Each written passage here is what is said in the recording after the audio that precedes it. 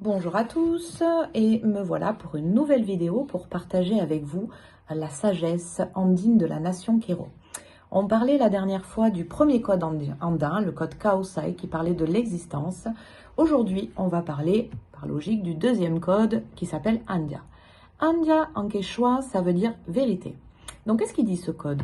Ce code, il dit que toutes les vérités forment une unité pour créer la vérité supérieure, c'est-à-dire ta vérité plus ma vérité plus toutes les vérités et chacune d'entre elles est égale la vérité supérieure. En fait, ce qu'il dit, c'est que tout s'ajoute, rien ne soustrait.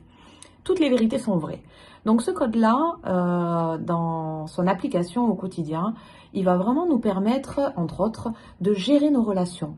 Et quand je parle de nos relations, je parle des relations avec tout ce qui nous entoure, mais également et surtout avec nous-mêmes.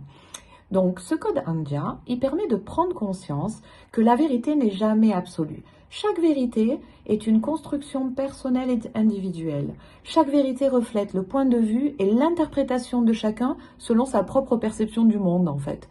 Donc chaque individu est dans son propre processus évolutif et chaque processus est indispensable à l'expression de la conscience de l'humanité. Donc ça nous permet de comprendre que dans une relation, le plus important, c'est pas l'autre personne. D'ailleurs, c'est même pas la relation que j'entretiens avec elle. Le plus important, c'est la perception que j'ai de cette relation.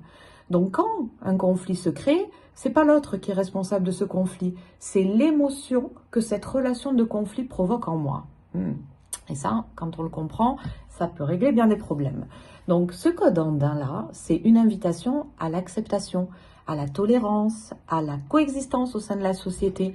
C'est une manifestation du cercle où on est tous sœurs et frères et on est tous jumelés à partir de notre propre individuation. Donc ça me libère des revendications, de la concurrence, de la lutte et de la contre-opposition des idéologies. Ça serait quand même pas mal en ce moment.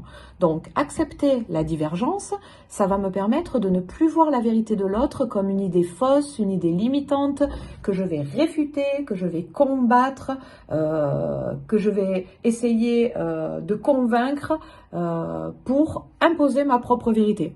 En fait, accepter la divergence, ça va vraiment me permettre d'accepter l'autre et sa vérité comme une différence qui me nourrit, qui nourrit ma propre vérité, qui élargit mon univers. Donc, ce code-là, il permet de se centrer sur la relation et les relations de conflit avec les autres, mais également en même temps avec soi-même, parce que son application, ça va me permettre vraiment de gérer mes émotions, ça va me permettre d'accepter, d'honorer, d'assumer ma propre vérité comme étant l'expression personnelle de mon être. Ça va me permettre de commencer à créer une nouvelle perception de mes relations à partir cette fois de l'harmonie, de l'équilibre, de la complémentarité. Ça va me permettre de récupérer mon pouvoir personnel. Et qu'est-ce que c'est mon pouvoir personnel? C'est cette capacité à créer mon monde, à créer ma propre réalité. Et dans cette réalité-là, je suis le seul créateur, le seul Dieu de mon univers. Donc, à partir du moment où on se responsabilise, où on gère nos émotions, on commence à résoudre nos relations de conflit avec nous-mêmes et avec les autres, avec tout ce qui nous entoure. Ça va me permettre d'élever ma conscience et avec elle, celle de l'humanité. Donc, choisissez bien vos batailles parce que parfois, il vaut mieux savoir perdre pour gagner. J'adore dire ça. Ça veut dire simplement que perdre un combat pour gagner la tranquillité parce que sincèrement, il est beaucoup plus sage et conscient d'avoir la paix que d'avoir raison. À bientôt!